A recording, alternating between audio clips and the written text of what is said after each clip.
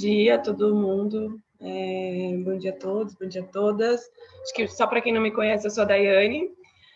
Tirando acordar todo dia, vocês das 8 às 10, a gente está aqui liderando essa jornada do lado da Comunitas, junto com o Pedro, Damás, o Alexandre, o Lisandro, da Falcone, Mariana também aqui com a gente, da Comunitas. Hoje a gente tem bastante coisa para falar, a gente vem recebendo algumas dúvidas, né, de como que trabalha o diagnóstico, se a gente tem disponibilidade de colocar prefeitos mais experientes para falar com os prefeitos. Então, a gente vem abrindo alguma agenda de plantões. A gente até está jogando isso no grupo do WhatsApp. Conforme vocês vão trazendo demanda, a gente vai tentando atender da melhor forma possível. Então, sempre fica ligadinho ali que a gente vai passando essas informações, né, Mari? E aqui, acho que hoje a gente tem o Lisandro vai fazer uma apresentação, depois o Pedro, e depois a gente quer contar uma novidade bacana também que a Comunitas vai trazer para alguns municípios nos próximos meses. Acho que é isso. Acho que, Lisandro, se você quiser tocar, a gente está aqui. E qualquer dúvida, a gente pode jogar aqui no chat ou abrir o microfone, fica à vontade. Bom dia, brigadão. Vamos lá, então. Reforçando que, por favor, né, participem, interrompam, né, o trabalho aqui é conjunto. Tá? E quanto mais nós tivermos aí o debate, mais interessante fica.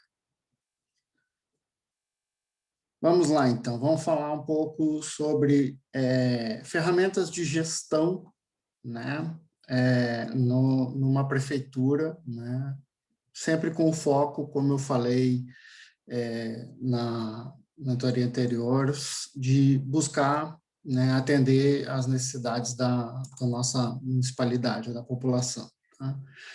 Vou de novo falar sobre onde que entram as iniciativas de plano de metas e melhorias, né, no sistema de gestão. Vamos falar um pouco sobre a aplicação metodológica para fazer um planejamento de metas e poder controlar e executar usando o PDCA. Falar um pouquinho sobre carteira de projetos e ações estratégicas.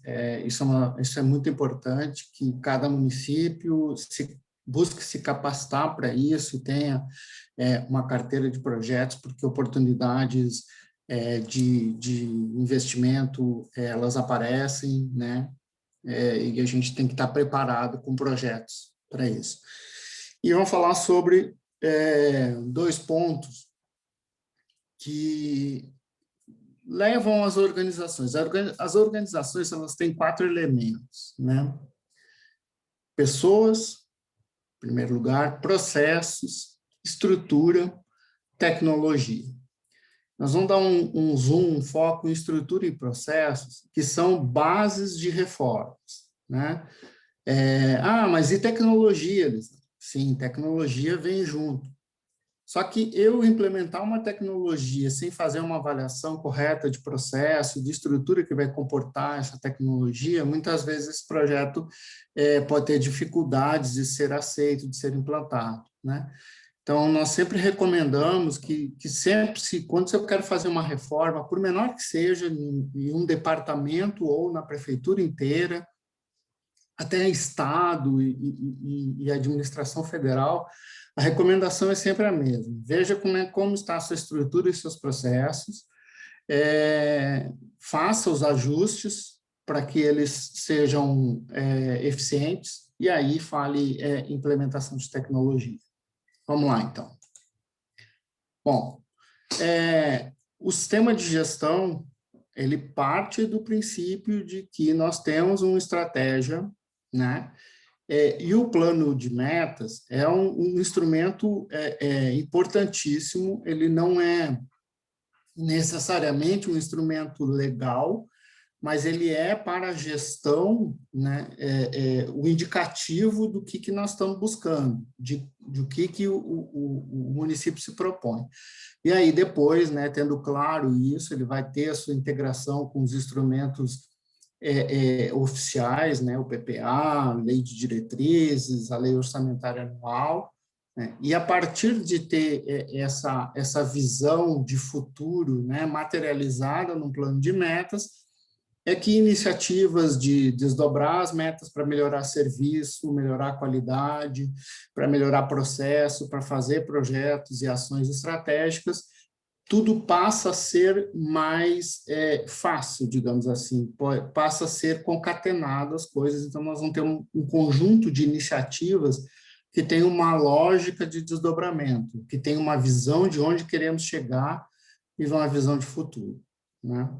Então, mais uma vez, a importância de ter esse planejamento estratégico, né, como norteador das demais ações, né? E o que é implementar um plano de metas, usar uma metodologia para isso? Não significa que eu vou criar um caminho, né, para eu chegar no atingimento dessas metas. Então, eu tenho uma situação atual, eu tenho um diagnóstico e eu tenho uma visão de futuro, né? Bom, o que eu quero ser no final da administração? O que é o anseio, né, da coletividade para chegar no final dessa gestão? Essa é a nossa visão de futuro e a situação desejada. Precisa ser necessariamente no final dessa gestão? Não necessariamente. Por isso que eu digo que é um plano com visão institucional. Eu posso fazer uma visão institucional para 20 anos, né? E a administração vai deixar o seu legado durante a sua etapa de gestão, né? Então, aqui eu trouxe como exemplo, né? Existe um município que ele quer ter uma visão de turismo, né? Ser referência em turismo. Mas isso se basta, essa visão, ela é suficiente de sair implementando e atuando diretamente nisso? Não, existe uma análise de quais são os fatores necessários, né, e sustentadores de termos um município que seja referência em turismo, né? Em primeiro lugar, eu preciso estar com grana, né? Eu preciso estar com a minha situação fiscal equilibrada. Então, tem que fazer todos os trabalhos de eficiência, de gasto, de orçamento, de controles, e ter uma governança de resultados, tá? O que é governança para resultados? É você ter etapas desde lá do nível operacional técnico até a estratégia municipal, né, prefeitos, seus secretários, relacionamento com o poder legislativo e com a comunidade, para trabalhar em conjunto e ter a transparência de saber que estamos numa situação fiscal adequada. Bom, segurança, né? Segurança é um termo importantíssimo quando eu quero falar em turismo, né? Se eu não tenho segurança, eu afugento. Então, nesse exemplo aí, o segundo passo seria um trabalho com segurança. Bom, outro fator que atrai o turismo, né? Chegar numa cidade que vê que tem qualidade de vida, que tem educação de boa qualidade, infraestrutura para saneamento, saúde, ou seja, é um município que tem qualidade, um lugar para viver para os habitantes, ele também vai atrair os turistas, né? E aí depois entram especificamente ações para promover o turismo, né, e ter sua campanha. Então, o que mostra isso aqui? Tem uma visão de futuro e eu faço um planejamento, né, definindo metas que eu quero chegar no horizonte da administração e um caminho, né? Que caminho que eu vou seguir para chegar e atingir essas metas. E aí nós trazemos como método, né, para poder alcançar esses resultados o PDCA, né? O PDCA, ele é um ciclo que ele é contínuo, né? Eu posso ter um PDCA, um planejamento, execução, medição e correção, atuação, para um horizonte de 20 anos, para um horizonte de 4 anos, para um horizonte de 1 ano e, às vezes, até para 1 mês, né? Eu preciso saber muito bem o que é a minha prioridade daquele momento, o que é o meu problema daquele momento. Então, tudo começa, quando nós falamos em termos de plano de metas, né, em discutir as prioridades, né? E aí, nós sempre recomendamos fazer essa análise baseada em fatos e dados, né? Às vezes as pessoas trazem questões pontuais, discutem alguma coisa que... Mas o quanto isso é relevante, o quanto isso está embasado em fatos, o quanto isso está medido, né? Então, é importante a gente abandonar o achismo, né? E trabalhar dentro de fatos e dados. Precisa de uma estrutura de análise de dados muito rebuscada, com ferramentas de última geração para isso, computadores com métodos estatísticos. Não sei, às vezes não precisa disso, às vezes uma análise mais simples, uma planilha comum com resultados históricos, dá o insight, dá uma visão de onde e como devemos atuar, né? Para poder saber o que nós queremos de melhoria, de oportunidade, né, nós temos que ter um conhecimento de quem são as nossas referências, quem tem boas práticas já consagradas, e nós sempre fazemos uma avaliação entre a situação que estamos e a visão de futuro. Envolver a sociedade, ter fóruns, mecanismos de debate, né, e em sentido amplo é importantíssimo, tá?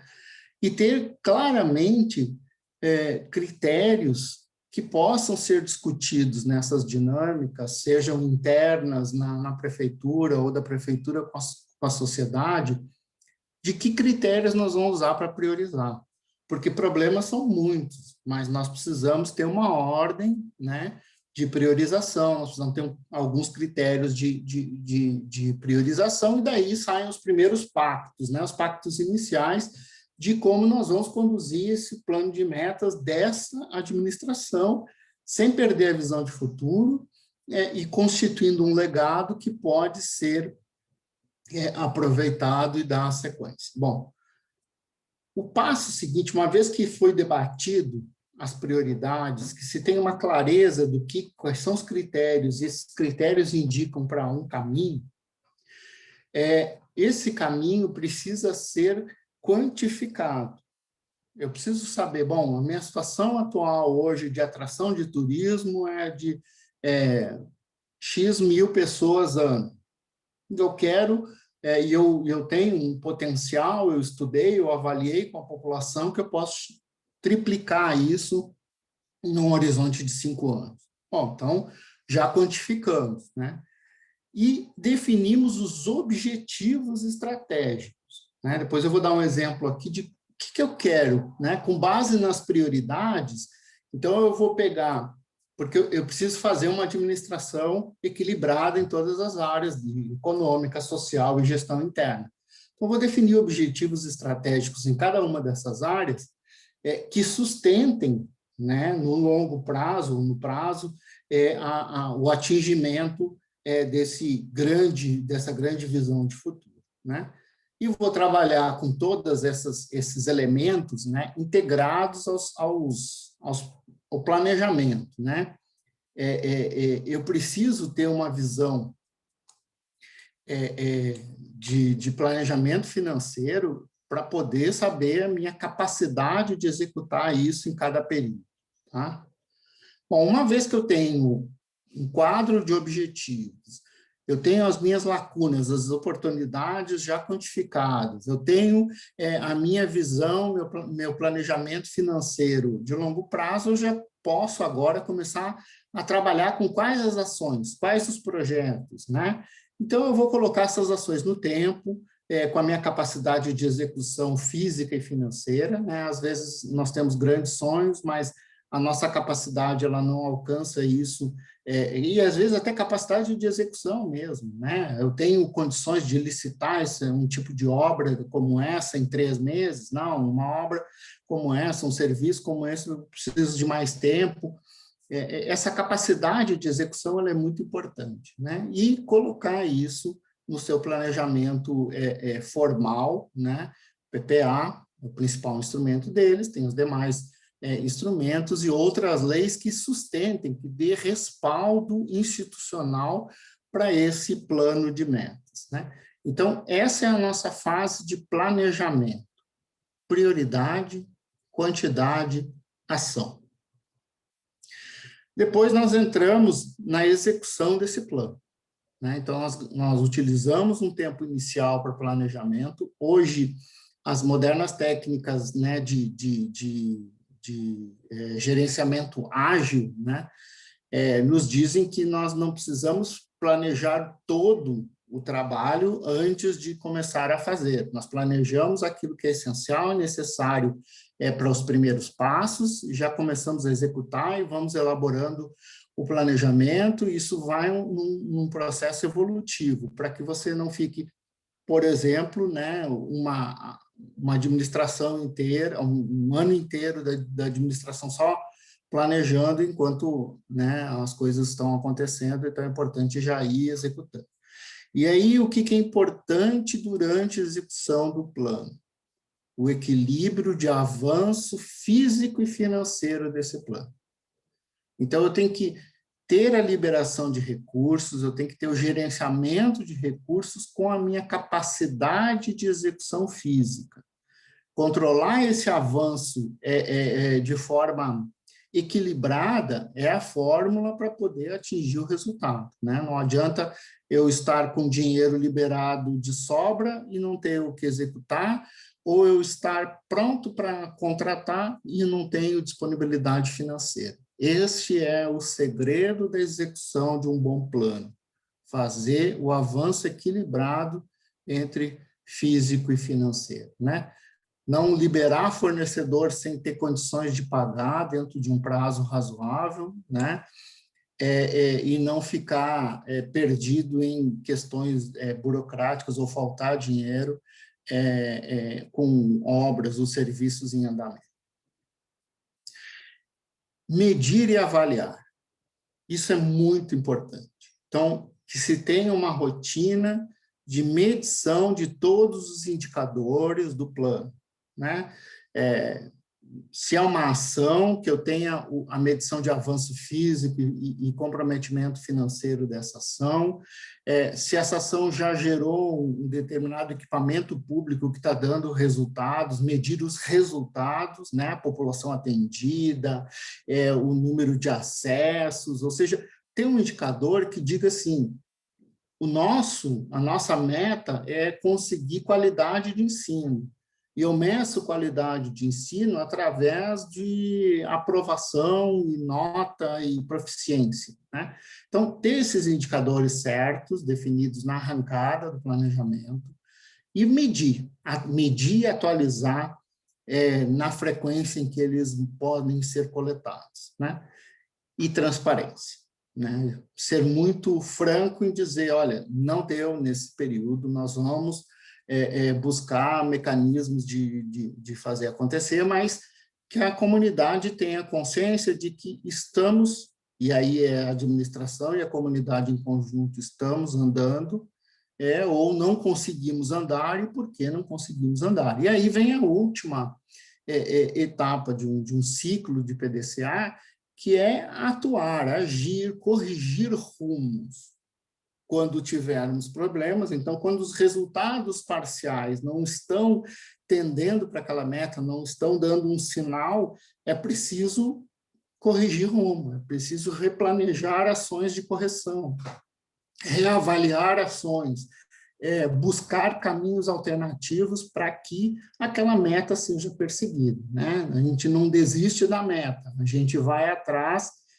de caminhos alternativos e ações corretivas que nos ajudam a chegar a essa meta, né? E quando uma ação, seja ela em piloto, seja ela mais ampla, mas ainda gerando resultados pequenos, mas ela tem sucesso, vamos trabalhar para ampliar, né?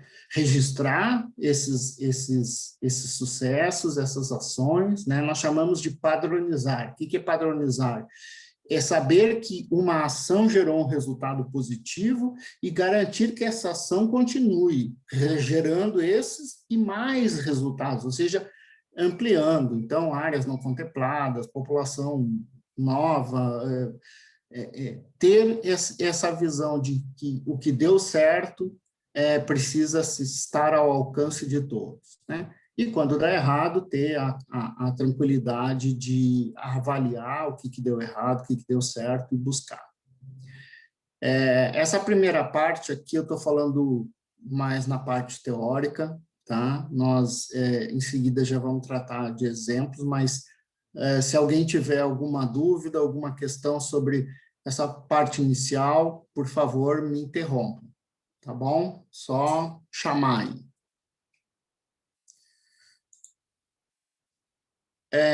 Uma parte importante é como que eu faço a discussão de prioridades e a definição de prioridades. Então, é necessário ter uma certa organização. Para que essa organização funcione, eu preciso ter um comitê que gerencie, que cuide dessa estratégia, né? Então, assim, é um grupo de pessoas, de especialistas, que vão suportar o processo de revisão da estratégia ou de definição das metas, né? E ele vai, ao longo do caminho, né, vai zelar para a execução, vai controlar, vai encaminhar oportunidades, né, vai informar o nível estratégico sobre o andamento, a execução, vai ser o nosso gestor do dia a dia desse projeto, né?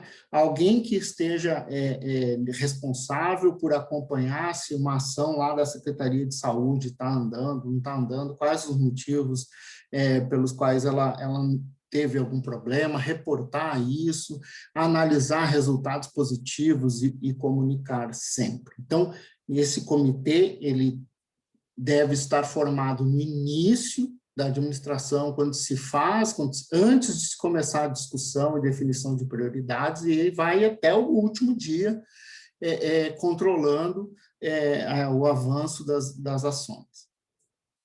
E aí tem, né, a nossa análise de ambientes, né? Ambiente interno, então, como é que nós estamos atualmente, quem são as pessoas que podem ajudar, quais os conhecimentos que essas pessoas trazem sobre a administração, a situação do município em termos dos seus indicadores atuais, né? Olhar para o ambiente interno e olhar para o ambiente externo. Então, saber o que tem de tendências em administração pública, entrar em fóruns como esse aqui, onde se possa debater e discutir quais são as oportunidades, quais são as variáveis sociais e econômicas que impactam as demandas da sociedade. Ou seja, saber para fora dos muros da prefeitura, o que está acontecendo dentro do próprio município, em outros municípios comparáveis, no país, no mundo inteiro, poder trazer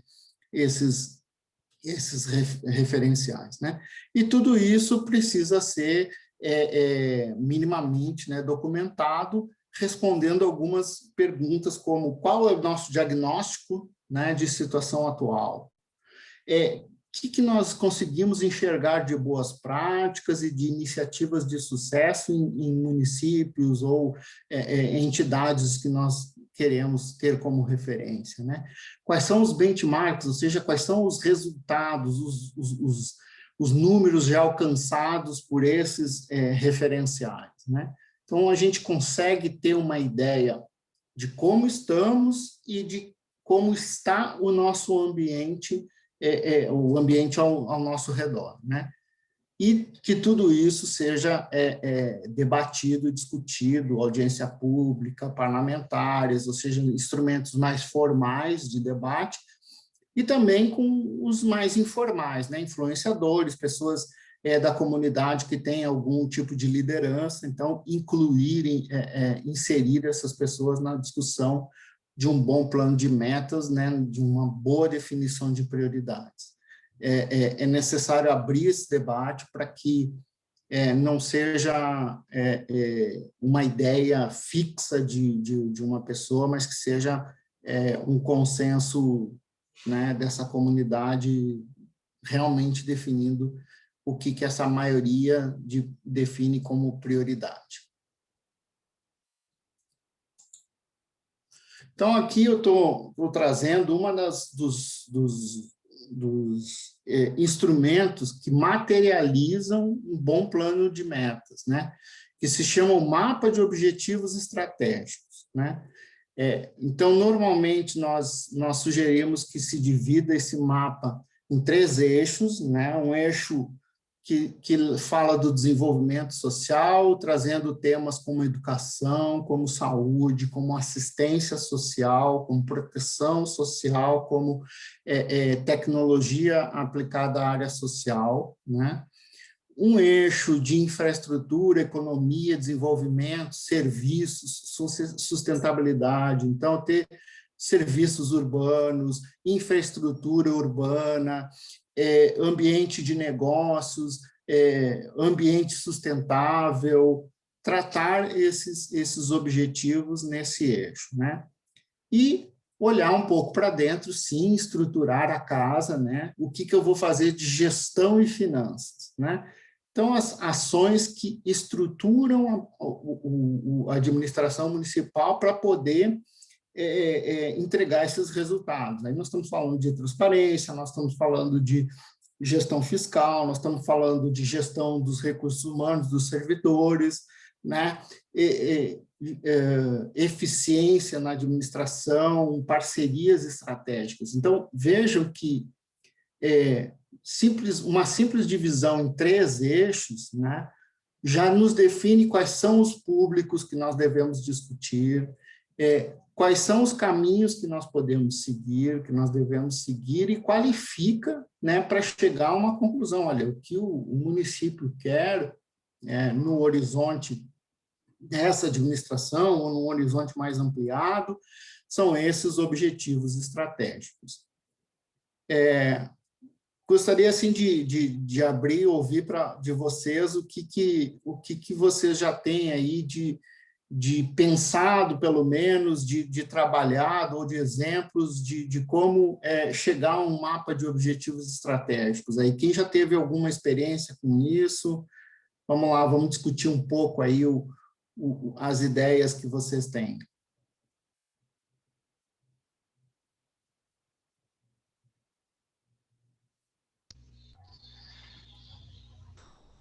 Pessoal, Marcos, se você quiser comentar. Marcos Pedro, desculpe.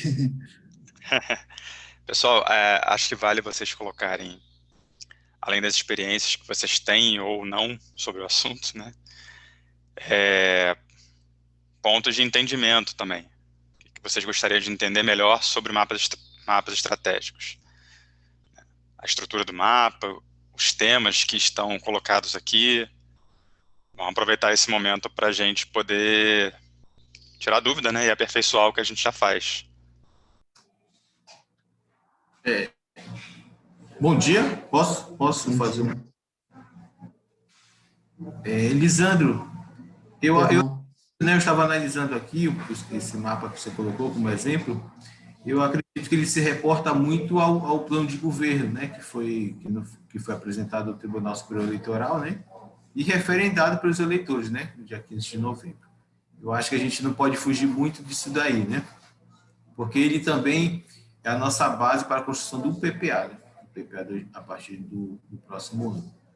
Então, eu acredito que nós iremos pensar todos esses objetivos baseados naqueles eixos que nós definimos no plano de governo.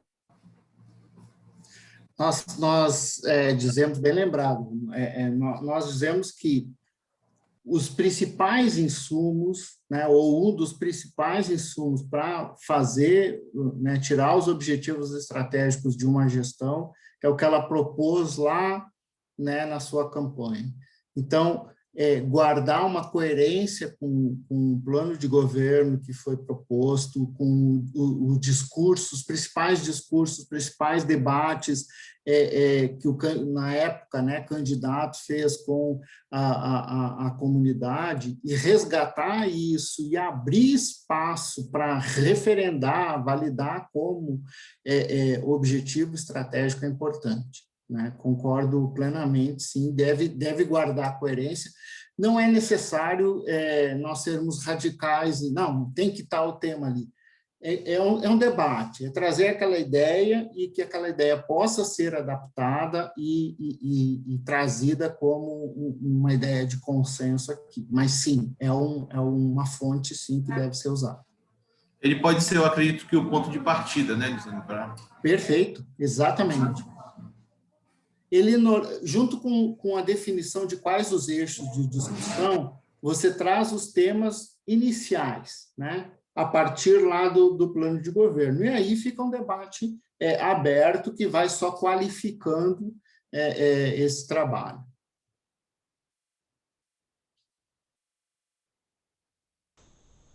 Eu queria colocar uma pulga atrás da orelha aqui. Minha questão é, será que tudo que nós colocamos no plano de governo precisa estar nos mapas estratégicos? Eu queria ouvir a reflexão de vocês, a reflexão do Lisandro. Tá. É isso. Essa é a minha questão. É uma pergunta, na verdade. E aí, pessoal, quem quer dar aí o primeiro tiro nessa questão aí, nesse alvo? Nosso plano de governo tem que estar 100% retratado nos objetivos estratégicos?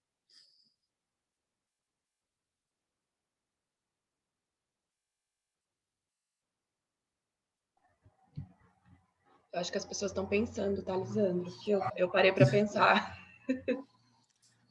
Eu vou dar meu pitaco aqui. Eu diria que talvez não pela questão da quantidade, senão fica muita coisa para ver. É uma ideia aqui. Boa. Quantidade é importante. Às vezes, ter um mapa grande, bonito, né? Pretensamente bonito, como esse que está colocado na tela, mas não é factível ou não está alinhado com a comunidade, isso é importante. Então, ser conciso e ser entendido pela população é um fator importante.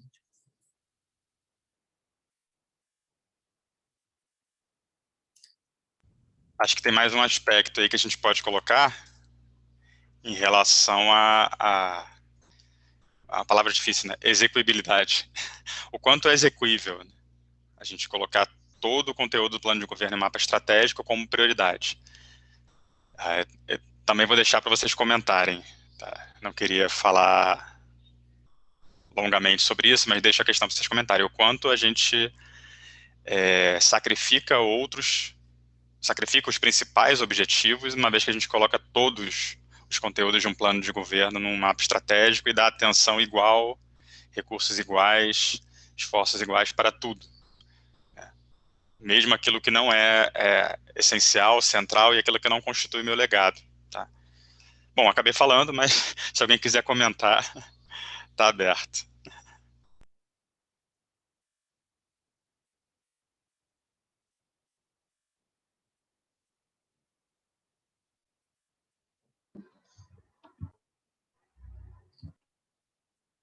É importante que essas questões possam ser debatidas, né, já desde a formação de um grupo para acompanhar um candidato, até quando se forma a equipe de governo quando eleito e quando se escolhe os caminhos de debater com a comunidade, né? Na hora de propor, e aqui não é enganar ninguém, não.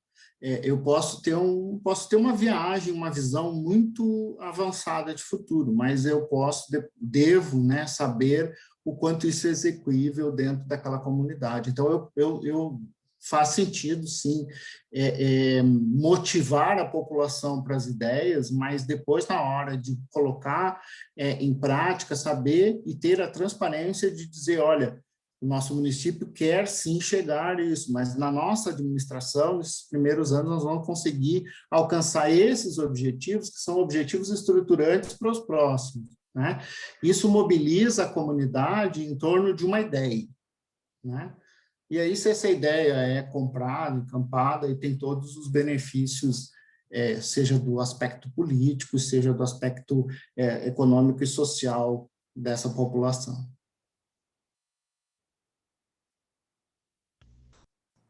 Podemos ir em frente? Lisandro. Oi. Eu estou aqui com a nossa prefeita, né, que chegou agora há pouco, e a gente está debatendo. Bom dia. Bom dia.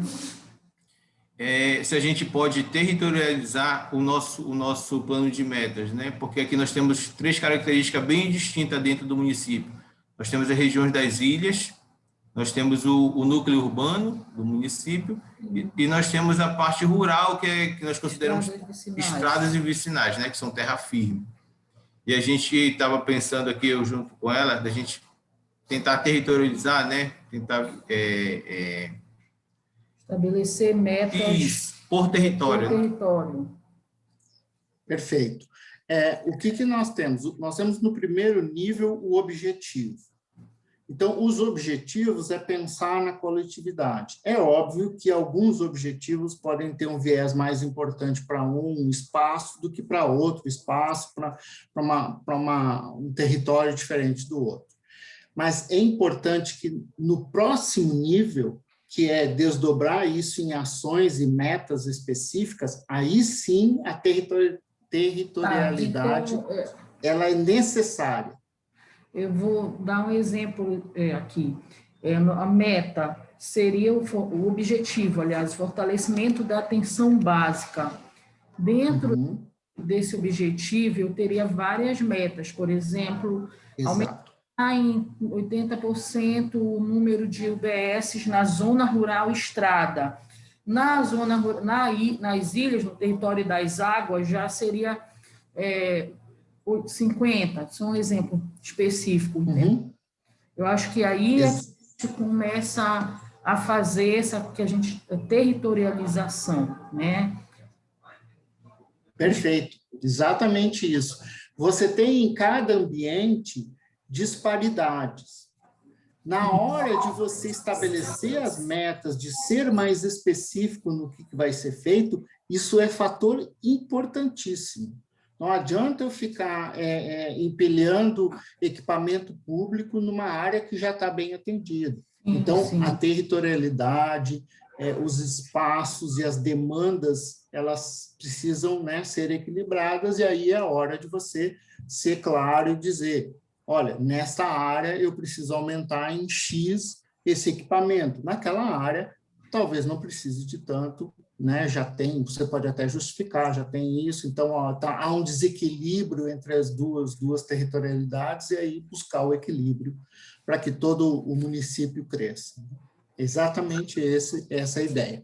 Você tem uma visão completa, e depois, quando você vai estabelecer as suas metas e suas ações específicas, aí sim tem que dar um zoom nas necessidades, e aí os critérios de priorização. Um dos critérios de priorização é o tamanho dessa lacuna, né? O quanto é a situação de cada área em relação ao desejado. Onde eu tenho maior lacuna, eu coloco mais ação e coloco metas mais agressivas. É isso mesmo. E também essas metas estão ligadas com indicadores, né? Sim, hoje exatamente. se fala, inclusive, nas políticas por evidências, né? Da gente, se eu tenho, por exemplo, um grau elevado de evasão escolar na zona rural, eu tenho que trabalhar em cima de um percentual que eu pretendo reduzir.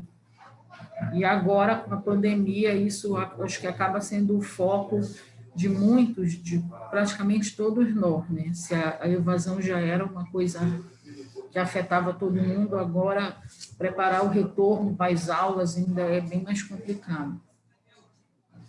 Perfeito. Aqui eu trouxe um exemplo, né? Já desdobrando o próximo nível. Aproveitei aí esse momento de debate para já trazer. O próximo nível é você chegar num objetivo que está mais claro, né? E chegando a uma meta. Então, a meta está falando aqui de demanda de creche, né? Depois nós estamos falando universalização do infantil. Depois nós estamos falando indicador de DEB, de resultado em anos iniciais e finais do fundamental. Depois nós estamos falando em proficiência, ou seja, um assunto, um tema, ele vai sendo desdobrado em um ou mais indicadores que retratam se aquele tema está bem, tá bem posicionado, né? Então, é exatamente esse o conceito, né? De, a partir de um objetivo, você desce a indicadores que lhe dão a sua situação em relação ao que é desejado ou em relação ao município de referência, e aí fixa de forma muito específica. Aqui eu não coloquei exemplos de regionalização, de territórios, mas com certeza, sim, pode ser dividido por território, por regiões, tá? Mas essa é a ideia. Parte de um objetivo maior e é estratificado em indicadores e é estratificado em populações específicas, e para cada uma delas é gerado um objetivo, uma meta específica. No PPA. No PPA.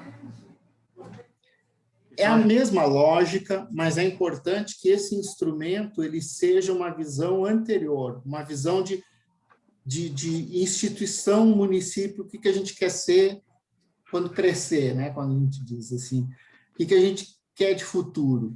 E aí, depois, é óbvio que o PPA ele tem a visão, né, daqueles 4 anos, mas é bom ter essa visão ampliada para poder sustentar e gerar legados.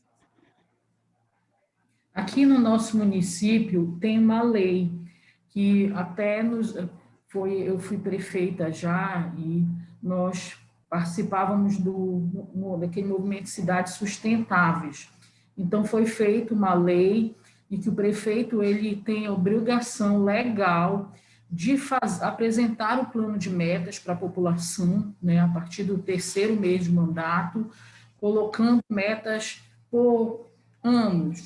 E a cada final de ano, a gente faz uma avaliação do que foi ou não alcançado. E eu fiz isso nos 4 anos de mandato, e, enfim, fui reeleita, fiz novamente. Agora, a nossa preocupação é porque, com a pandemia, nós não vamos poder fazer, por exemplo, as audiências presenciais, né? Temos que pensar em cultura, e como a gente tem ilhas, a gente não tem como, algumas localidades não têm acesso à internet, que a gente fazia a audiência para fazer a avaliação do que foi alcançado. Aí nós temos que usar as possibilidades que estão ao nosso alcance hoje, né? Talvez meios de comunicação que sejam de alcance, algum tipo de panfleto específico que possa ser colocado em alguns locais de acesso público, um cartaz, alguma coisa assim, mas dar visibilidade à gestão.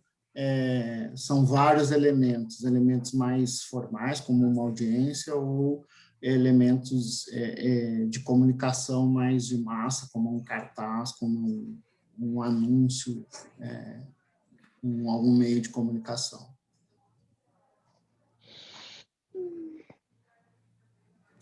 Ok? Pessoal, acho que nós podemos seguir. À vontade, Leonardo. Obrigado. Tá bom.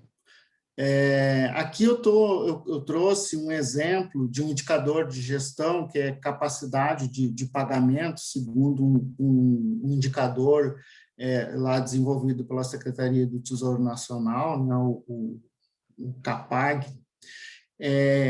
E aqui o que nós temos, né? Para formar o indicador, a meta, o que fez? Fez uma análise de histórico, né? E aí, o que está vendo? Está vendo que já foi um rating A-, né? E agora quer colocar, eu quero, em 4 anos, chegar a A, pelo menos, né? Então, eu estou fazendo a partir de uma diretriz, eu estou fazendo a partir de um rating que eu já tive no passado, e aí eu vou começar a ter as minhas macroações, né? Aumentar a receita de tributos próprios, vou reduzir contratos de serviços, né, para adequar a capacidade, vou fazer corte em despesas discricionárias, vou rever gratificações e a situação previdenciária, né? E aí colocar no comitê estratégico, onde normalmente participam técnicos e secretários, esse indicador é estratégico, é finalístico, né? Sim, para a gestão é um indicador finalístico, né? Nós estamos falando de... Alô, vocês me ouvem? Estamos ouvindo. Estamos ouvindo, sim. Porque deu um corte aqui para mim. Vamos lá. Esse indicador ele está com um embasamento, uma meta capaz de ser executada, né? Essa meta gera um desafio adicional para a comunidade, ou seja, são elementos que devem ter... Aqui eu mergulhei no indicador, né? O que eu vou usar para analisar e definir esse indicador? Então, é importante que se tenha esse debate e que esse comitê estratégico ele traga a visão de quem é técnico e da política dos gestores públicos, né? E controlar, né? Essa imagem eu já tinha trazido na nossa dinâmica anterior, né? Partindo lá, mesmo numa meta, numa ação muito estratégica, mas eu tenho que olhar lá desde o nível técnico, aquele indicador, trazer para o nível da secretaria avaliando os resultados e trazer para a governança municipal, né, o prefeito e a comunidade, o que está acontecendo. Então, trabalhar com esse mecanismo de execução e controle vale tanto para uma gestão de finanças, uma gestão de planejamento e desenvolvimento governamental, para a saúde, educação, seja para qualquer tema, é importante ter isso, uma visão técnica, uma visão agregada, uma visão político-institucional. Projetos, né? É muito importante fazer e ter bons projetos, né? Então, o que precisa ter? Precisa ter identificação de ideias, de necessidades, incentivar todos os técnicos e, às vezes, até, se possível, pessoas da comunidade, a colocar ideias, né?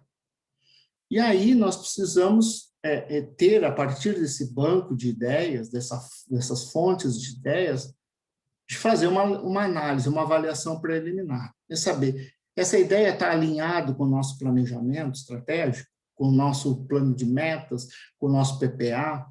É uma ideia que contribui ou não? É uma ideia viável? Tenho disponibilidade de recursos? É execuível? Gera benefício suficiente em relação aos recursos que ela vai utilizar? Passando por todas essas questões, né, aí eu entro numa estruturação na forma de projeto, na forma de quais são as etapas, qual é o cronograma de desembolso, qual é o cronograma de avanço físico. É importante que, mesmo em momentos em que eu não estou com muita disponibilidade de recursos, mas as pessoas, as equipes que trabalham com vocês no planejamento governamental tenham essa visão, né? Em alguns locais eu já ouvi isso, aquele pessoal lá do planejamento são os visionários. Deixem ser visionários. Precisamos ter visionários, sim, na nossa administração, porque nenhuma crise é para sempre, né? Em algum momento a gente vai ter que executar, porque esse é o objetivo de uma administração pública, né? Eu vou ter que entregar alguma coisa para a sociedade. Posso estar vivendo um momento de crise, onde eu estou tratando com algumas ações emergenciais, mas eu preciso ter ações estruturantes, eu preciso ter projetos importantes. E isso é o que desmancha aquela ideia de que os instrumentos PPA, LO, LO são peças de ficção. Não. Elas são direcionadores de rumos. E quanto mais eu tiver projetos planejados e estruturados com essa identificação de ideia, avaliação de resultado, disponibilidade, viabilidade, estruturação como projeto, está lá guardado. Eu posso deixar com a data de início para fechar no futuro, mas eu tenho, em algum momento, se aquilo está alinhado com meus objetivos estratégicos, está alinhado com o meu plano de metas, eu posso e devo colocar em execução. Tá? Esse é um elemento importante. Oportunidades aparecem, tá? Recursos de transferências voluntárias, de patrocínios, às vezes aparecem e eu preciso estar preparado. Então, é importante que vocês tenham, sim, nas suas equipes, os visionários, né? Que são aqueles que tratam as ideias, mas também têm o pé no chão de ver a viabilidade, de fazer o alinhamento político, estratégico, se aquele plano, se aquela ação é sustentável e vai gerar o resultado. Tá? Então, acho que nessa parte de estratégia é o recurso, o recado final que eu queria deixar para todos aqui. Tenham uma boa carteira de projetos, mesmo aqueles que estão só lá na fase da ideia, não deu ainda, não teve viabilidade, mas tem, né? Porque a figura está mostrando isso é um funil de 100 ideias, né? Talvez 30, 50 sejam sustentáveis e possam se transformar em processos, em projetos. Algum comentário sobre essa parte aí da estratégia, Pedro?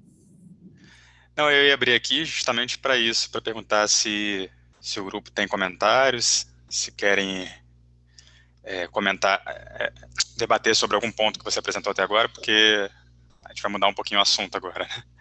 Então, exato. Só fiquem à vontade para comentar. E aí eu vou fazer uma pergunta para vocês. Quem já começou a pensar, ou quem vem pensando aí ao longo dos últimos anos, no caso da reeleição, os programas que nós normalmente definimos no PPA, né, e na LDO, como projetos, nesse sentido que o Lisandro falou, né? Temos uma série de alternativas, temos um processo de avaliação dessas alternativas, de avaliação de recursos, e aí sim se tornar um programa, vou dizer assim, qualificado. Quem já passou por esse processo de pensar um programa para que ele pudesse ir para o PPA ou para o plano de governo? Que seja. Quem gostaria de trocar um pouco essa experiência?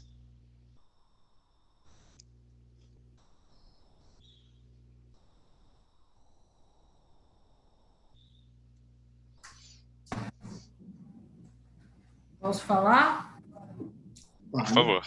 Não nessa gestão que ainda não deu tempo, né? Mas em gestão anterior, nós começamos com um projeto que depois virou programa, que era a Caravana da Cidadania, porque devido à complexidade do meu município, a zona rural, estradas e ilhas, ela tem sempre indicadores que são mais baixos do que a cidade. Vou dar um exemplo. Existe um índice elevado de subregistro, né? Cheguei a encontrar pessoas até 4 gerações sem certidão de nascimento, por exemplo. E, em cima desses indicadores, nós programamos a Caravana da Cidadania, que era a ida da gestão, através das diversas secretarias, inclusive a prefeita, a gente ficava um final de semana na localidade, e levando os serviços, vacina, o teste de HIV, porque nós tínhamos índices elevados, né, de HIV, também a Secretaria de Agricultura, orientação aos agricultores, todas as secretarias, cada um ofertava um serviço que a gente considerava prioridade. E também tínhamos um momento de reunir com as lideranças e ouvir e avaliar os serviços que lá existiam, como é que estava funcionando o agente comunitário de saúde, a escola, enfim, e ouvia deles a prioridade. A gente fez isso, acho que uns 2 anos como projeto, e depois a gente transformou em programa, que era a Caravana da Cidadania, inclusive foi finalista do prêmio, naquela época era o prêmio ODM. É isso. Acho que o professor cuidador. Né? Também teve o professor cuidador, que é um outro projeto voltado para a inclusão da criança deficiente no ensino regular, que começou como projeto e depois virou programa, foi com PPA, enfim, serviu até de modelo, foi premiado pelo MEC. Então, são 2 exemplos que a gente acha que surtiu um efeito bem positivo. E vocês entendem que esse trabalho inicial de identificar necessidades e ideias de forma mais aberta com a população, com todas as pessoas que vocês conversaram, ele contribuiu para o projeto ser bem sucedido? Como é que vocês... Com certeza, os 2, porque o primeiro, da Caravana da Cidadania, foi ouvindo as pessoas que a ausência, por exemplo, começou com a história do documento, era um nó crítico, porque quem não tem documento não existe, né? Então, isso dificultava a matrícula nas escolas, dificultava acesso aos programas de renda mínima, de inclusão social, e o professor cuidador foi escutando também o pessoal da assistência social, que quando ia fazer as visitas, a busca ativa do BPC, encontrava muitas crianças fora da escola, crianças com deficiência, porque a família tinha medo de levar para a escola, porque a escola não estava preparada para receber uma criança cadeirante, uma criança autista, imagine. Então, a partir dessas escutas que a gente tinha nas conferências, aqui a gente faz muitas conferências municipal de saúde, de educação, era um tema que permeava as diversas políticas públicas. Então, a gente entendeu como prioridade, como uma meta a ser atingida, né? Inclusive, essa ideia de trabalhar o planejamento, ela nos ajuda muito para quem está inscrito no Unicef, na Fundação Abrinq, porque também eles exigem que a gente trabalhe com metas na questão da melhoria da vida da criança e do adolescente. E eu acho que é importante também nos disciplina, porque se a gente não faz um planejamento, a gente vira bombeiro, a gente fica apagando incêndio.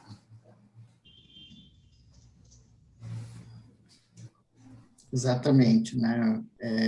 E aí, né, a prefeita trouxe assim, questões que em algumas localidades talvez nem faça sentido, mas né, nessas localidades era de extrema importância, né, o quanto a pessoa existe no mundo jurídico, e todos os desdobramentos. Então, é uma ação estruturante, um projeto estruturante, virou um programa que desperta, que abre muitos outros caminhos, muitas outras possibilidades. Essa é realmente a lógica da priorização das coisas. Como é que eu faço para me habilitar em determinadas fontes de recursos? Eu preciso ter pessoas registradas. Mas aqui no município não tem nem isso. Poxa, então vamos lá, vamos fazer essa ação, e aí junto leva outros serviços públicos. Importante isso. Parabéns, prefeito. Obrigada. Mais algum caso, algum comentário? A gente vai mudar radicalmente de assunto agora.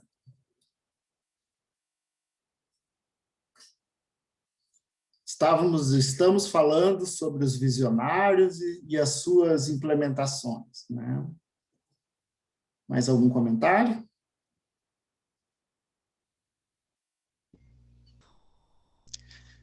Lisandro, eu acredito que a gente possa seguir. Então vamos ter tempo no final também para a gente falar um pouco mais.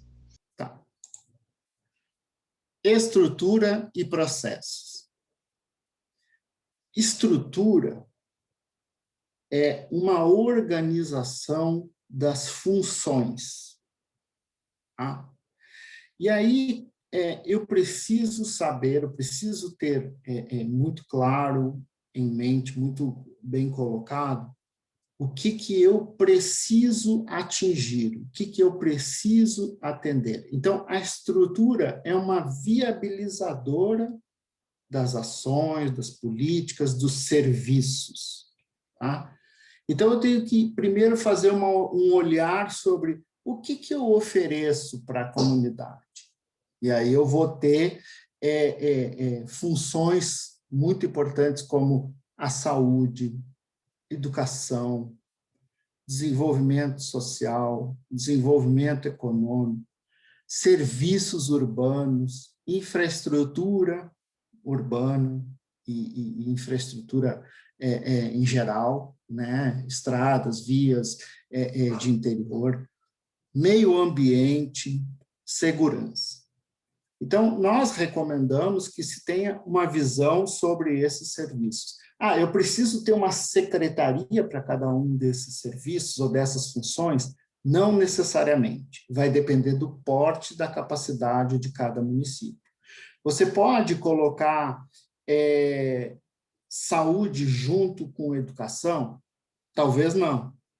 Mas você pode colocar serviços urbanos com mobilidade e infraestrutura. Isso tem afinidade, você coloca, né, batiza numa estrutura, numa secretaria, e aí desce o próximo nível respeitando isso. Bom, então eu vou ter um departamento de obras, um departamento de limpeza e conservação, um departamento de vias e mobilidade. É importante tomar cuidado no seguinte: eu estou cobrindo as funções? Primeira questão, estou cobrindo essas funções do município?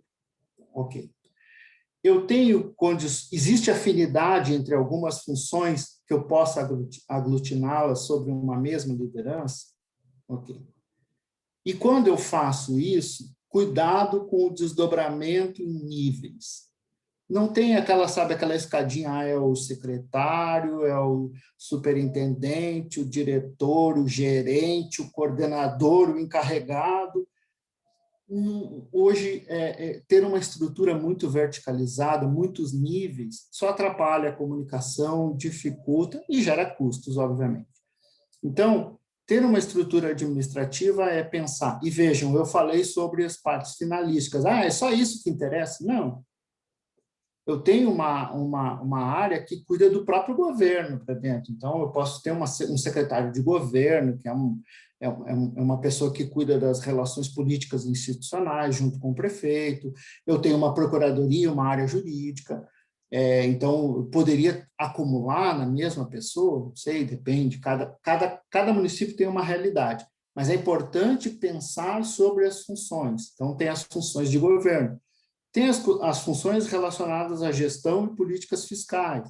Então, a gestão pública, que tem administração, compras, recursos humanos, folha de pagamento, eu posso botar junto com quem cuida de finanças e controladoria? Não sei, depende do porte do município, cada um tem a sua realidade. É importante saber que existe uma afinidade entre finanças, controladoria e gestão pública. Né? Se o meu município requer uma especialização ou não, isso vai ser trabalhado caso a caso. Então, é importante ter essa noção de funções e estrutura. Funções são fixas, eu tenho que desenvolver essas funções. Para ter uma administração equilibrada, eu preciso ter uma estrutura boa de governo e de gestão. E eu tenho que prestar serviço de saúde, de educação, de infraestrutura, de serviços urbanos, de mobilidade, disso, daquilo outro. Né? Então, esse olhar é o primeiro olhar. E aí, o segundo olhar, né, é de saber encontrar as afinidades e as demandas, né? Então, e a capacidade do município. Esse é o segundo ponto. E muito cuidado para não criar, né, muitas escalas de funções e de níveis hierárquicos, porque isso só atrapalha a questão da administração. Tá?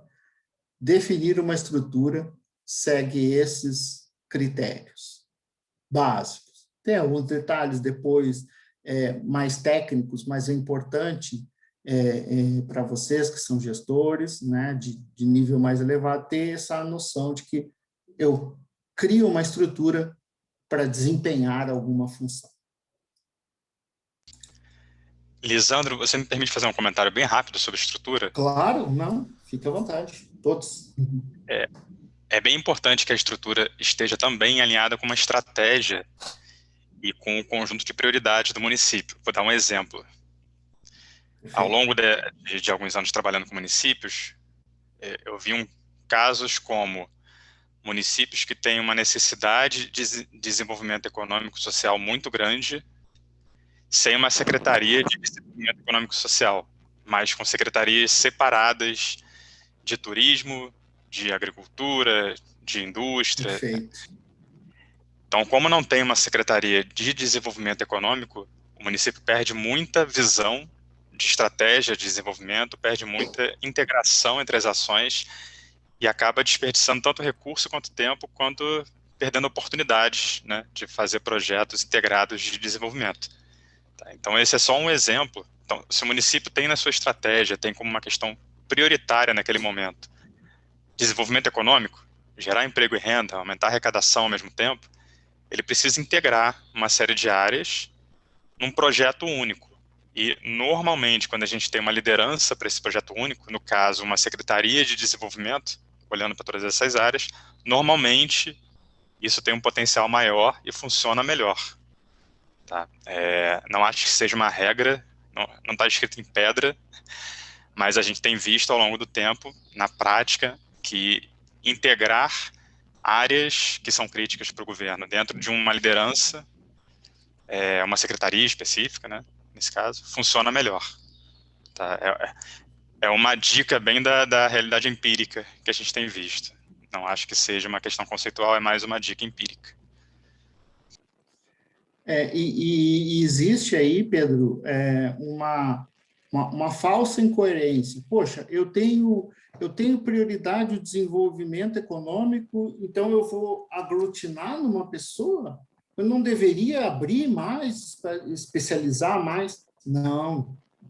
Se você é uma prioridade sua, se você tem um plano muito claro para essa atividade, é preferível que você coloque uma liderança forte, respaldando as áreas que estão abaixo e trabalhe integrado nisso.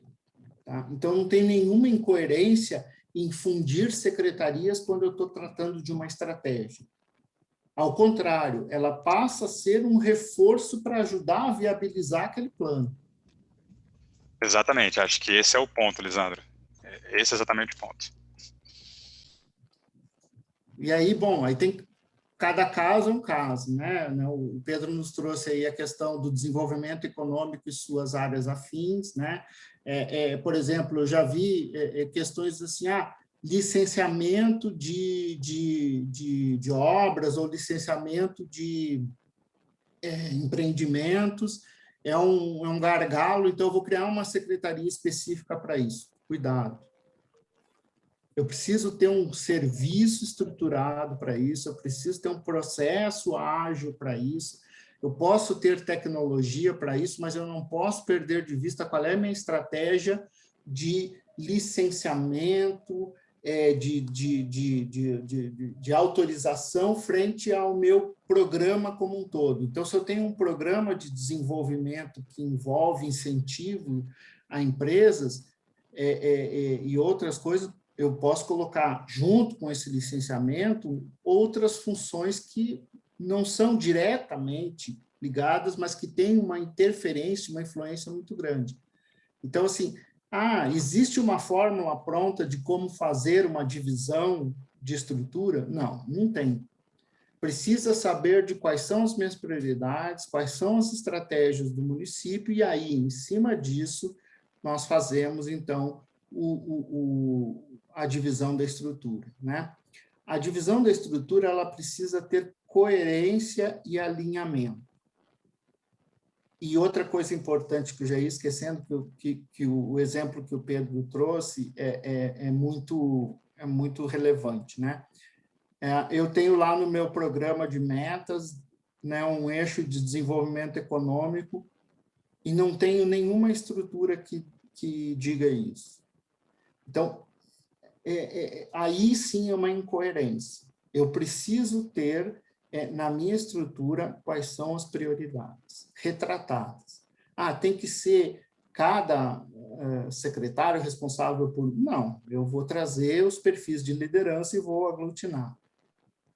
Não tenho medo de achar que isso é um personograma, eu defini o meu organograma baseado nas pessoas. Não, eu defini um organograma baseado na minha estratégia, no meu plano futuro.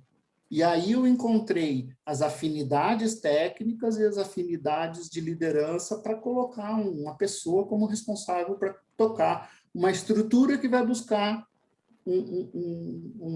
uma consecução, um plano, executar um plano. Então, essa é a dosagem. Por isso que fazer estrutura administrativa não existe fórmula pronta.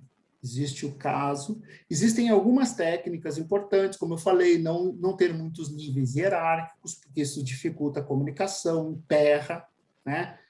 É o famoso au do processo, né? Vai passando de um para outro. Eu vou falar sobre o processo administrativo logo na sequência, mas é importante que a estrutura esteja muito mais alinhada com os meus objetivos do que, eventualmente, com divisão do trabalho, especialização do trabalho. Não. Eu preciso ter afinidade e liderança alinhada com estratégia, planejamento governamental. Esses são os critérios principais para ter uma definição de estrutura. No fundo, é pensar a estrutura como mais uma ferramenta da estratégia, né, Lisandro? Não só como uma definição formal. Viabilizadora da estratégia. Algum comentário?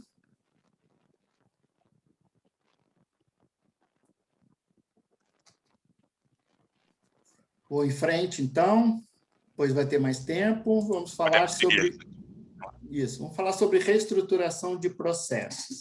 Tá? Aqui eu quero trazer uma definição conceitual que é importante quando vocês forem tomar um serviço de revisão, reestruturação de processos. Tecnicamente, existe uma diferença muito grande entre mapear processos e reestruturar processos. Reestruturar processos significa que eu vou mapear é ter um mapa da situação, eu vou analisar, vou definir melhorias e eu vou implementar ações que melhorem esse processo. Pode ser ações novas ou pode ser ações que já estejam em andamento. E depois eu vou controlar a execução. Então, às vezes existe oferta de serviço de mapeamento de processo. Entrega lá um diagrama e eu faço o quê com aquilo? Né? É muito importante que, além desse mapa, desse diagrama, se faça uma análise crítica das melhorias possíveis para o processo. Então, eu trouxe aqui um exemplo que é a parte de recursos humanos, né? De pessoas. Então, existe um processo que é muito comum, que é o da folha de pagamento. Mas a folha de pagamento, ela é uma parte final de outros dois processos anteriores que definem se a minha folha vai ser maior ou menor. Se a minha folha vai pagar um tipo de gratificação ou outro tipo de gratificação, e isso impacta, inclusive, no valor.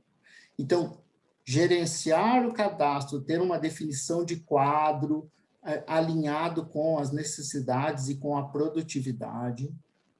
Depois, eu fazer a alocação dessas pessoas, colocar elas nos devidos postos e desenvolvê-las, né, também vai gerar insights, vai gerar informações para chegar no final e fazer uma confecção de uma folha de pagamento. Então, vejam, sempre que nós falamos de processo, é necessário que a gente faça um alargamento da visão, a gente chama de visão sistêmica, né?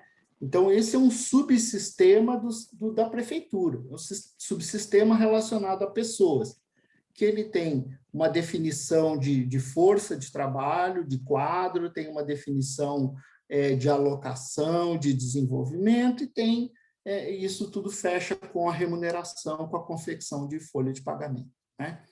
E aí eu trouxe alguns exemplos aqui de como que a gente pode demonstrar isso e analisar, né? Então, tem aqui um diagrama que a gente chama de escopo interface, né? Eu coloco no centro o meu processo, tá? E eu mapeio à esquerda todas as minhas entradas para esse processo, os insumos que eu vou usar para executar esse processo e os respectivos fornecedores. Então, se eu estou falando de folha de pagamento, o que é insumo para a folha de pagamento? É informação sobre frequência, que está na alocação e desenvolvimento, é informação sobre lotação, que está no cadastro, ou seja, existem etapas anteriores que fornecem informações que vêm para esse processo final. E à direita eu coloco as saídas, né? Então, o que sai aqui na confecção da folha de pagamento? A saída é a remuneração, o contra-cheque, o crédito bancário, essas são as saídas desse processo. Na parte superior desse diagrama de escopo, eu vou colocar todas as normativas, né? Então, tudo que tem de legislação, de norma interna, de códigos a serem observados, e na parte inferior eu vou colocar tudo que eu preciso de suporte. Então, sistemas, serviços de apoio, instrumentos, equipamentos que eu preciso para prestar, para executar aquele processo. E aí a parte interna é o fluxograma. Então, tenham muito cuidado quando alguém, vamos fazer um fluxograma. Não, primeiro eu preciso fazer uma análise de contexto, de escopo desse processo, tendo essa visão sistêmica que nenhum processo está isolado. Vejam que confecção da folha de pagamento conecta com o processo de finanças, com o processo de gestão de caixa, com o processo de contabilidade, com o processo de relacionamento com os bancos, de contabilidade, de crédito. Talvez tenha que fazer, né, por causa da gestão de caixa, uma conexão com a Receita para saber as disponibilidades. Conecta com funções de política institucional, política de pessoal, ou seja, quando nós estamos falando de processo, nós precisamos ter uma visão alongada de onde ele começa, onde ele termina, mas de quais as interferências anteriores e posteriores a esse processo. Tá? E aí, quando nós fazemos uma revisão de processo, nós descobrimos muitas vezes coisas que são feitas e ninguém sabe o porquê que aquilo é feito. Ou, quem sabe, nós vamos automatizar uma determinada tarefa. Mas primeiro vamos olhar o processo dessa tarefa e aí nós decidimos automatizar, colocar sistema, trazer melhorias e tal. Então, é muito importante entender, mapear o processo e ter melhorias estabelecidas, fazer uma análise do que funciona e o que não funciona. Tá? E isso que nós chamamos de reestruturação de processo ou redesenho de processo. Tem várias nomenclaturas. Mas vejam, mapear é fazer um diagrama, é fazer um mapa.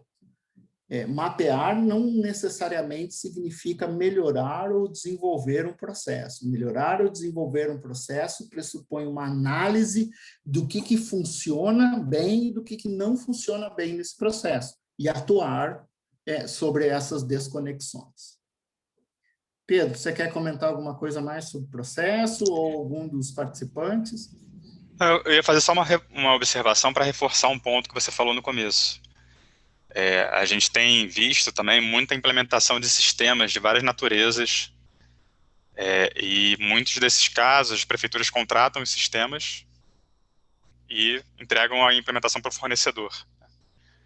Muitos são mal sucedidos, e aí o que a gente tem reparado é que geralmente não se pensou duas coisas. Primeiro, a gestão de um projeto de implementação, então tem uma gestão de projetos, né? É um projeto por si só. E é da prefeitura, não dá para entregar isso para o fornecedor. A prefeitura tem que ter uma estrutura de projetos para fazer com que a implementação funcione. E o segundo ponto é isso, né, o processo.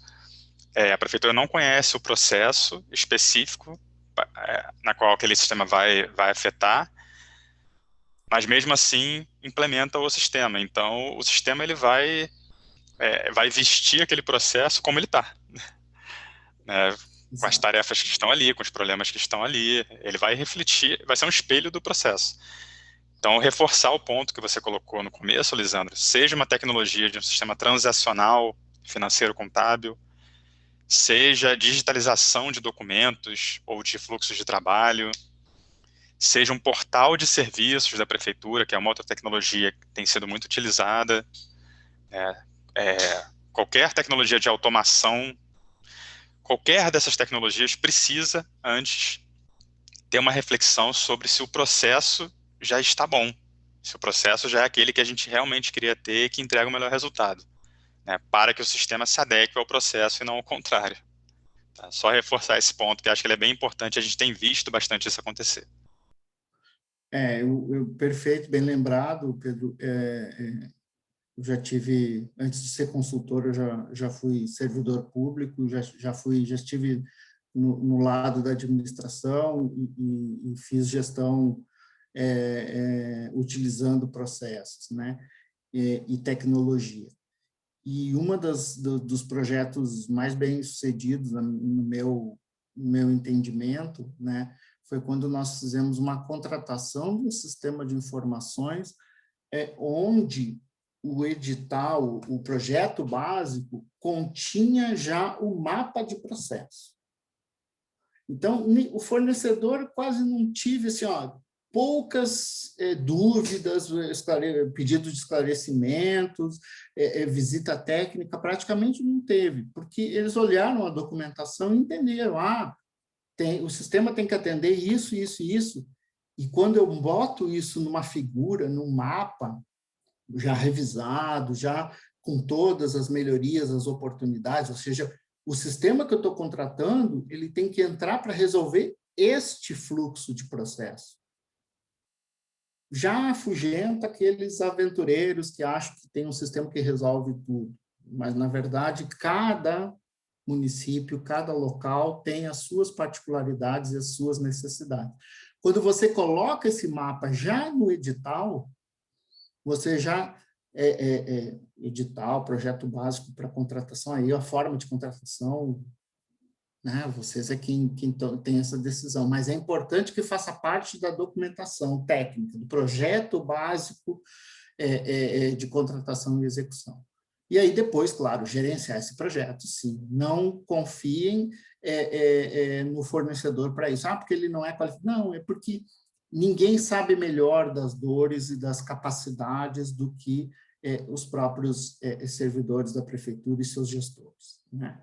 Então, vocês é que precisam saber isso e harmonizar e colocar, estar ao lado do fornecedor, né? Suas equipes técnicas estar ao lado do fornecedor, percorrendo todos os caminhos que eles vão percorrer dentro. Então, inclusive, é uma apropriação de conhecimento para a própria prefeitura. Estimulem isso, trabalhar com mapas de processo já ajustados, otimizados, para depois fazer a implantação de melhorias.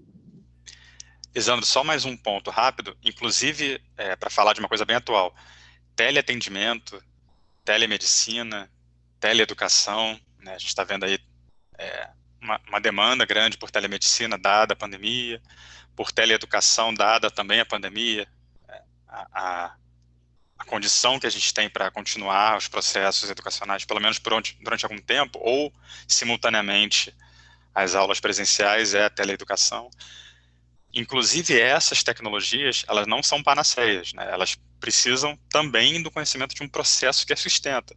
Teleatendimento, teleeducação e telemedicina são processos sobre o qual a gente coloca aplicativos, recursos de registro, de prontuários de paciente, recursos didáticos para as aulas. Então, elas também precisam de um processo bem pensado, né? Também estou dizendo isso por uma questão de visualizar isso acontecendo nos municípios. Muitos municípios, com a pandemia, contratando rapidamente soluções de telemedicina ou teleeducação, mas você precisa ter um pensamento de como isso vai funcionar na prática, né, que é o processo, não só a contratação. Esse seu exemplo é muito interessante, Lisandro. O ideal para a gente contratar uma solução dessa é a gente já ter lá o processo definido. Eu quero uma solução de teleatendimento que funcione para esse processo aqui conforme ele está desenhado. Obrigado. Exatamente. Nós estamos bem avançados, acho que a gente pode seguir E aí, Só no vou final, a dar gente o volta último slide. se precisar. Tá bom. Ok. O último slide é o que nós, uma visão, né, que nós temos de como fazer uma reforma administrativa, né? Algumas das ferramentas para se fazer uma reforma, para se fazer uma melhoria da máquina administrativa, eu já falei. Ter estrutura e ter processos, né? Mas isso são técnicas aplicáveis da reforma. Quando eu vou fazer uma reforma, o que acontece? A história da administração, ela vem há muitos anos colocando estruturas, colocando serviços, colocando produtos e coisas que, será que hoje são necessários? O que eu preciso entregar? O que a população está querendo? Comparecer no prédio da prefeitura para tirar uma certidão ou, eventualmente, ter um autosserviço num totem distribuído em algum lugar, ou ter, pela internet mesmo, um autosserviço disso? Ou seja, o que hoje eu faço que agrega valor ao cidadão? O que é necessário? O que é imprescindível? Ou o que a lei manda fazer, né? Se eu não puder reformar a lei, tiver que cumprir, mas ter esse olhar. Primeiro, esse olhar. Mas, gente, isso é muito específico. Não, não é específico. Nós podemos pensar desde lá, quando eu falei quais são as funções do município, para saber quais as funções prioritárias, quais as funções que agregam valor e quais as lideranças. Então, que vão me dar essa visão de fazer o necessário. O que eu tenho que entregar e o que gera valor, né? Que é necessário, que contribui para minhas metas, que contribui para o desenvolvimento sentido amplo da minha comunidade. Então, ter uma carteira, reavaliar a sua carteira de serviços, de entregas, saber o que interessa para a comunidade. Aí eu já começo a fazer adequação de estrutura. Então, eu dou um formato eficaz, né, com menor dependência das pessoas, mais dependência institucional. As pessoas estão ali para trabalhar, prestar serviço e se desenvolver. A estrutura, ela é viabilizadora. Então, ela não pode estar dependendo. Ao contrário, ela tem que facilitar a vida das pessoas, né? Então, ter essa estrutura. Combate ao desperdício. Combate ao desperdício é a essência de uma reforma. Então, reduzir gastos sem perda de qualidade é o lema. Como é que eu consigo fazer isso? Eu consigo fazer isso, primeiro, identificando os serviços que são coerentes, necessários. Segundo, revisando os processos de prestação desses serviços, onde eu vejo etapas, eu vejo gastos que não são necessários. Terceiro, controlando. Controlando e controlando e controlando os gastos. É necessário. É necessário ter uma ideia de consumo, não apenas de valor, né? Hoje a legislação nos diz, eu preciso apropriar os valores nas contas, nos elementos. Tá bom, isso nós precisamos fazer, é a nossa obrigação. Mas o que eu tenho de instrumento gerencial? Gerencial de consumo de material, de produtividade ou de pessoas alocadas versus os serviços prestados. Então, isso é o que nós chamamos de avaliação ou controle ou gestão de custos, que leva à administração eficaz dos gastos públicos. E, né, ter carreiras, né, modelo de carreiras adequado aos serviços, adequado à estratégia, balanceado entre posições técnicas e posições de liderança.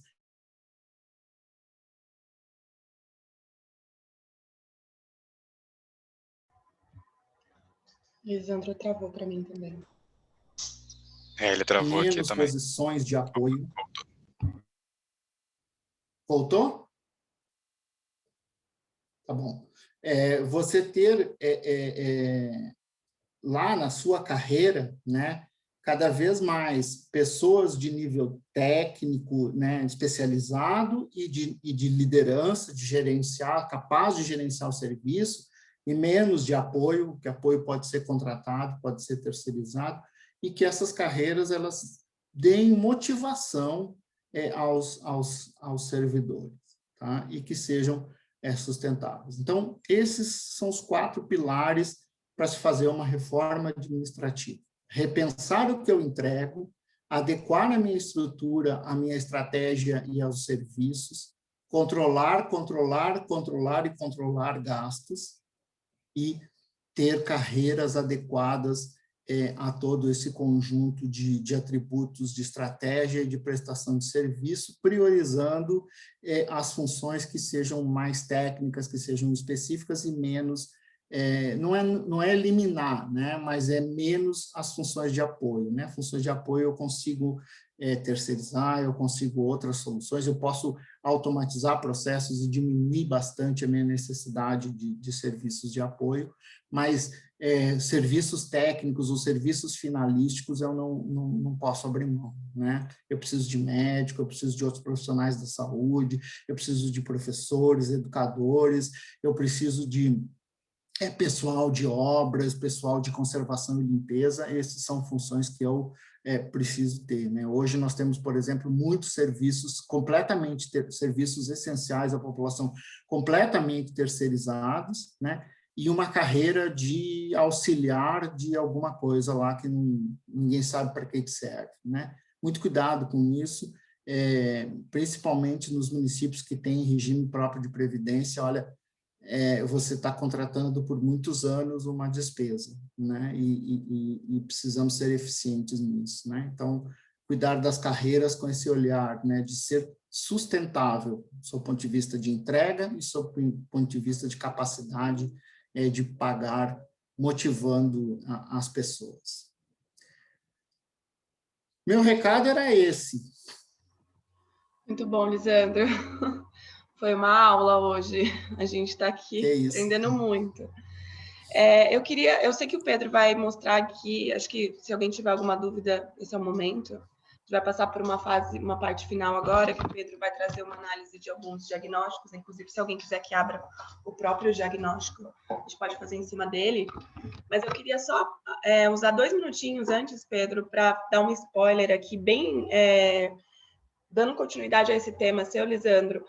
A Comunitas, a gente está trabalhando a gente deve lançar até o final desse mês uma nova jornada com foco em reforma administrativa. Não sei se vocês sabem, mas a gente apoiou no ano retrasado para o passado, a reforma do Rio Grande do Sul. Ela foi um trabalho muito, muito diferenciado, tocado pelo Eduardo Leite lá, com o nosso apoio, com o apoio de parceiros técnicos. A gente também fez um trabalho bacana de comunicação, de mobilização, que é importantíssimo nesse processo de reforma administrativa. A gente, acho que, se eu não me engano, o resultado lá era 18 bilhões de economia em 10 anos. Então, foi um resultado magnífico, foi o primeiro estado a conseguir articular essa reforma. E o que a gente fez como Comunitas?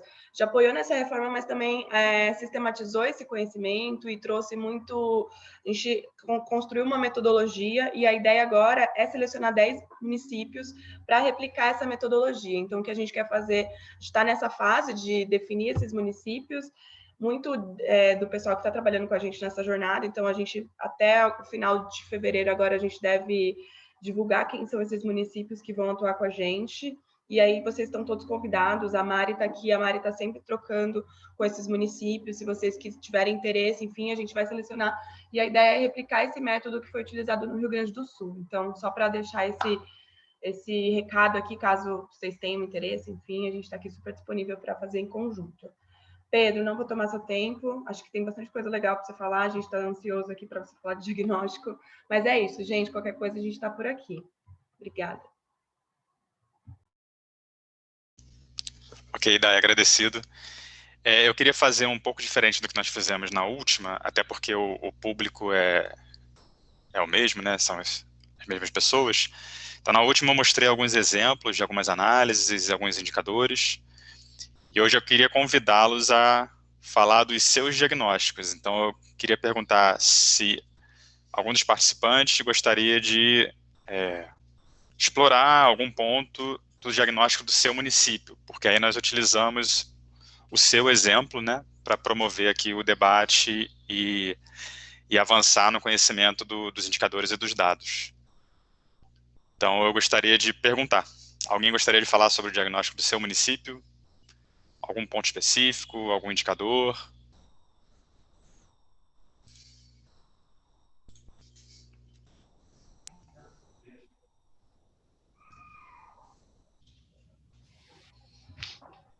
Quer escolher algum, Pedro? Cáceres? Pode ser, Wilson? Bom dia. Bom dia, Wilson. Bom dia. Primeiro, levar a questão aqui ao vivo, né? Mas esse tema da reforma administrativa é muito interessante e é um dos objetivos da atual prefeita de Cáceres, Eliane Liberato, que tem uma preocupação muito grande com relação à estrutura atual que tem o município de Cáceres. É um município antigo, com 242 anos, então ela vem e ao longo da sua vida, ela foi desmembrando vários municípios, né? Há 50 anos atrás, Cáceres tinha uma área territorial de quase 50 mil quilômetros quadrados. Hoje está com 24 mil. Ou seja, perdeu 50% da sua área inicial há 5 décadas atrás. Isso fez com que muitos foi herdando todas as dívidas desses municípios que foram emancipando. E Cáceres hoje, por exemplo, que apesar de ainda estar com uma área territorial muito grande, e tem aproximadamente quase 100 mil habitantes e com mais de 2 mil funcionários, né? É uma prefeitura que tem mais de 2% da sua população, mais de 2% são funcionários públicos. A gente considera que é um número elevado, se comparando com outros municípios de Mato Grosso, né, até do porte menor de Cáceres, populacional, mas também tem uma estrutura até financeira muito maior e tem menos funcionários de Cáceres. Então, há uma preocupação muito grande. E isso fez com que, ao longo dos anos, a prefeitura foi adquirindo, o PCCS, né, o Plano de Cargos, Carreira e Salários dos Servidores, ficou de uma forma até distorcida. Então, certos cargos, certas profissões, ela ficou com um salário base defasado, né, totalmente distorcido, que não é atrativo para nenhum outro profissional que possa ver. Por exemplo, o cargo de contador. O cargo de contador, o salário dele é irrisório se comparando com outros municípios. E bem abaixo também do valor de referência de um salário base de um contador a nível de iniciativa privada. Isso faz com que, às vezes, essa distorção que existe, né, dificulta até um ajustamento do seu plano de cargos e salários. Dessa forma aqui, não só o contador, como outras funções, né, outras atribuições também de profissões de cargos existem na prefeitura, e existe também essa diferença muito grande. E se for tentar ajustar um deles, todos os demais vão querer também o mesmo percentual de reajuste. E o efeito cascata vem prejudicar economicamente a questão financeira, né? Quebrando totalmente aquele equilíbrio financeiro com relação ao gasto de pessoal. Dessa forma aqui é uma situação muito difícil, é um desafio muito grande para Cáceres tentar ajustar isso. Mas é uma das metas da atual prefeita de poder caminhar de pouco a pouco para fazer esse ajustamento. Então, não sei de que forma que vocês poderiam contribuir, né, para informar qual é o melhor modelo para fazer essa reforma diante dessas distorções existentes em Cáceres, né, principalmente a questão salarial, que dificulta um pouco encontrar o melhor PCCS mais justo, como foi colocado aí, no modelo de carreira de serviços, né, para absorver todos os desafios e a necessidade do município.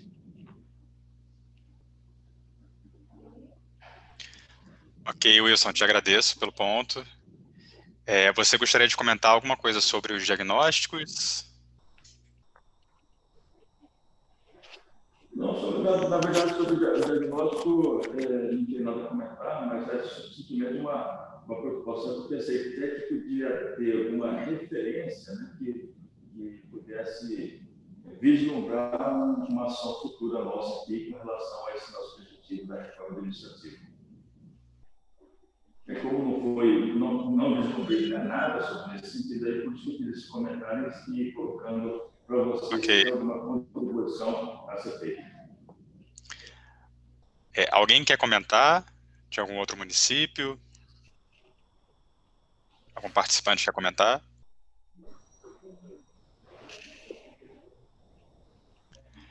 Como nós estamos trabalhando com mentorias individuais também, Wilson, acho que seria o melhor momento para a gente desenvolver esse assunto, se você não se importar. Teremos tempo, né? E a própria jornada que a Comunitas vai realizar agora sobre reforma administrativa, eu acho que vai entrar bastante nos detalhes, vai tratar uma série de situações. Tá? Então, como a gente tem um tempo aqui específico para o diagnóstico, eu vou te pedir licença para passar para esse assunto, e aí a gente vai enquadrar a sua questão em outros momentos. Ok? Tudo bem. Tá bom, eu vou sortear aqui um município para a gente falar um pouco sobre o diagnóstico. Palmares Paulista, Lucilene. Lucilene, você gostaria de falar um pouco para a gente sobre o diagnóstico do seu município?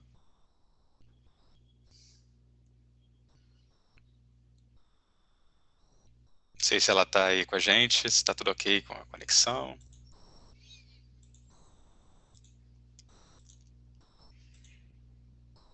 Lucilene?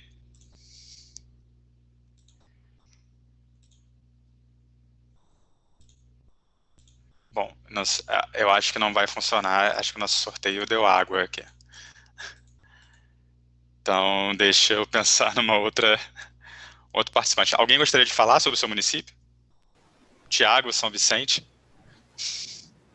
Ou Bom dia, tudo bom? Bom dia, tudo bem? Vamos lá. Opa, tudo bom? Sou o Thiago aqui de São Vicente. O diagnóstico tá bem ruim aqui da minha cidade, viu? Estamos com mais de 600 milhões de dívidas. Teve uma queda absurda na receita por causa da pandemia. Nosso setor principal econômico é o comércio, né? Não temos grandes indústrias. O porto fica só em Santos, a receita não chega em São Vicente. E o comércio fechado teve uma queda absurda de receita. E as despesas aumentaram, né? O outro problema também da cidade, nós temos a área insular e a área continental. E essa área continental é constituída por muitas regiões invadidas. Tem mais de 150 mil pessoas e essas áreas não são regularizadas. Então, tem um grande problema também de arrecadação de IPTU. Gera o boleto, mas o Correios e nem o pessoal da própria prefeitura encontra essas casas. As numerações e as ruas são bem complicadas de achar. E a LRF também está atingindo também um nível preocupante também. Ok. Tiago, isso você viu no diagnóstico, né, da LRF? Isso, o diagnóstico de vocês da LRF aqui. Você quer compartilhar alguma coisa na tela para a gente poder falar um pouco? Pode ser um ponto específico, né? Só para a gente... É mais para a gente trocar o conhecimento com os demais participantes de como olhar para isso e detectar esses pontos aí. Eu abri isso no computador lá da prefeitura. Hoje, como eu estou em casa, fazendo a reunião, o meu notebook não abre o Excel normal, ele está dando erro. Se você conseguir abrir o Tá bom. São Vicente na sua tela, por favor. Qual que você quer que eu abra aqui? A parte financeira? Qual deles do financeiro? Pode ser da LRF ou da Receita. Vou abrir o da LRF, então. Então, já compartilhando aqui com vocês. Aqueles índices também, né? Da Calc também, estamos bem complicados também. vou deixar ele aqui também, no cantinho. Pedro, Bom, então... Só uma dúvida rapidinho. Claro. Esse erro que o Thiago relatou aí também está acontecendo comigo. Será que é corrente ou alguma coisa que a gente não consegue? Eu não consigo abrir no Excel mesmo, eu não consigo abrir. É estranho para mim, porque ele é no Excel e salvo num formato que abre em qualquer versão.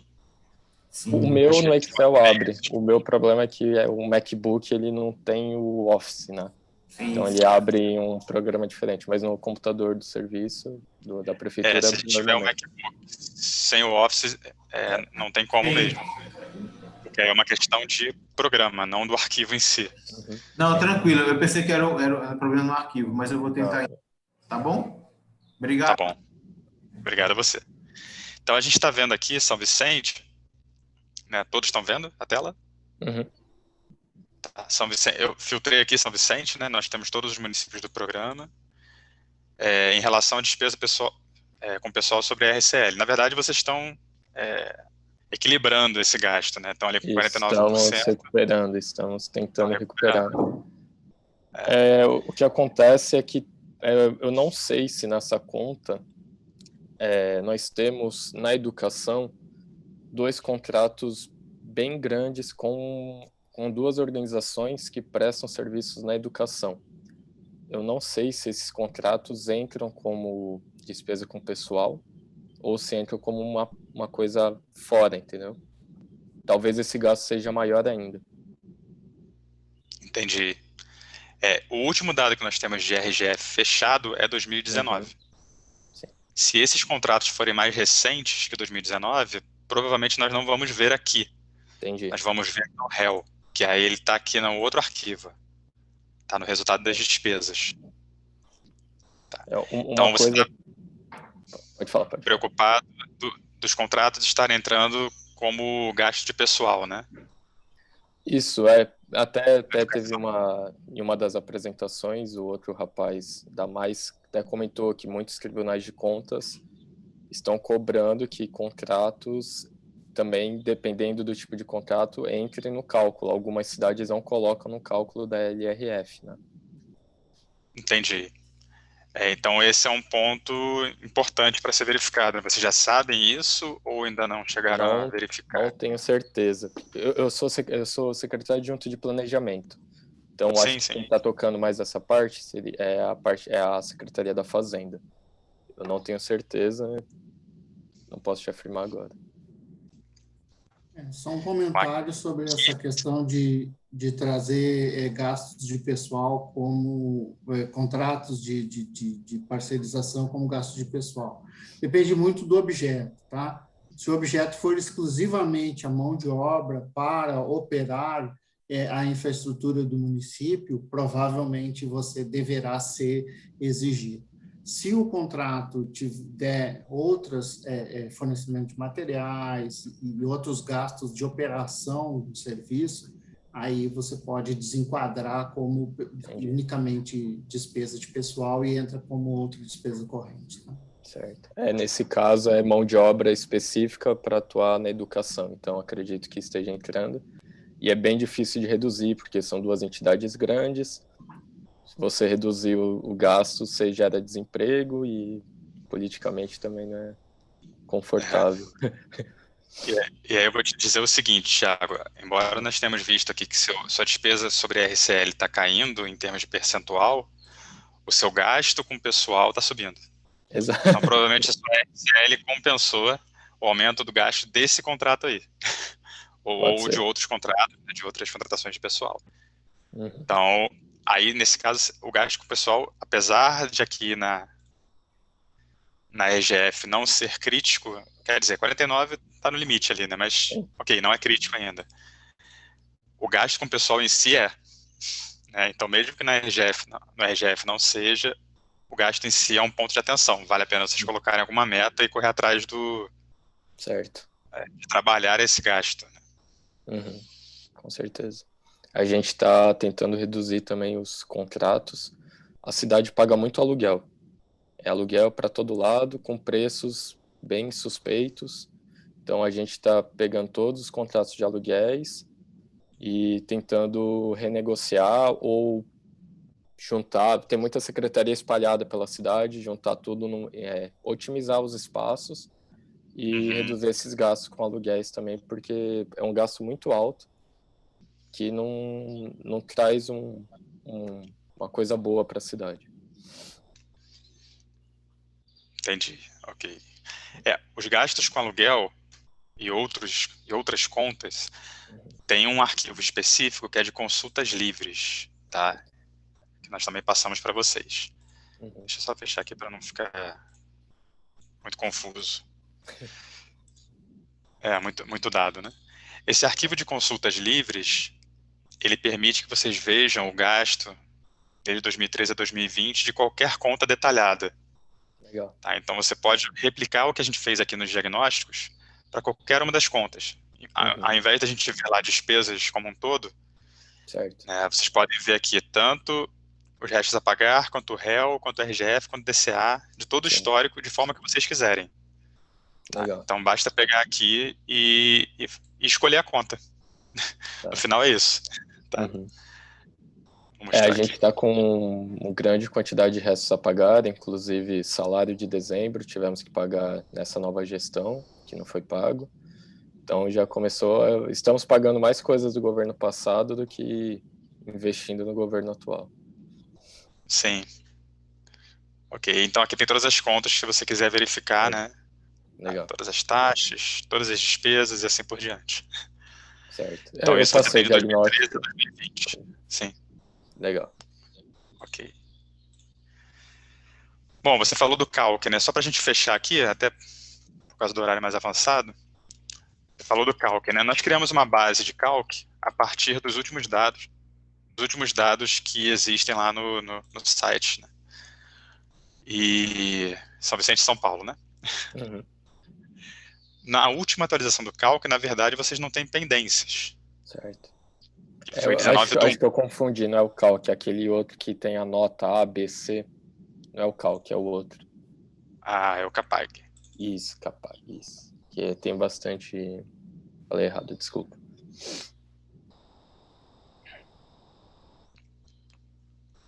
Então, no Capag, aí sim, eu acho que pode ter alguma coisa. Então, no Capag, sim. Né? Nota C, principalmente poupança corrente e liquidez. Aí é uma questão mais de geração de caixa. Isso. Então, talvez vocês estejam gerando mais receita corrente líquida, o que compensou o gastos com o pessoal, IRF. mas estejam perdendo grande parte disso no custeio e aí não conseguindo gerar caixa. Né? Ou em outras obrigações ali no meio do caminho. Juros em cargos da dívida, custeio. Então, aí o foco nesse caso seria olhar para essas contas, né? Para a eficiência do custeio pessoal, como a gente já viu, né? E juros em cargos da dívida. Se você for no outro de despesas, aqui tem uma análise de endividamento. Tá? Certo. Bom, acho que ficou claro o tipo de utilização dos diagnósticos, né? Acho que não vale a gente se alongar tanto. Em um município era mais para a gente ter aí como exemplo e vocês poderem trabalhar com os diagnósticos nas suas cidades e a gente poder também utilizar nas mentorias individuais. Sim. Tiago, te agradeço, tá? Pela participação. Obrigado você pelo diagnóstico. Eu repassei já todos esses arquivos para a Secretaria da Fazenda e ele está tocando também com esse olhar que você já orientou já. A ideia do diagnóstico é a gente ter uma série de indicadores sobre vários aspectos e ir conseguindo construir o todo a partir desses indicadores, né? A gente tem um painel, como a gente viu. Olhou o pessoal sobre a RCL, estava bom, mas aí olhou o pessoal em si, não. Então é a RCL que está compensando. A gente tem essa visão geral. Tá? Obrigado, Thiago. Valeu, obrigado. Daiane e Mariana, eu acho que a gente pode encerrar, né? Tivemos um bom exemplo aí de como usar o diagnóstico. Acho que podemos encerrar. Com certeza. Foi bom para vocês, gente? Bom, acho que é isso, então. Obrigada, Pedro. O Lisandro precisou sair, mas, enfim, foi ótimo também. A gente agradece ele. Qualquer dúvida, vocês avisam e a gente está lá no grupo do WhatsApp também. Obrigada, gente. Bom dia. Obrigado, Daiane. Obrigado, participantes. Até breve. Bom dia. Tchau, tchau.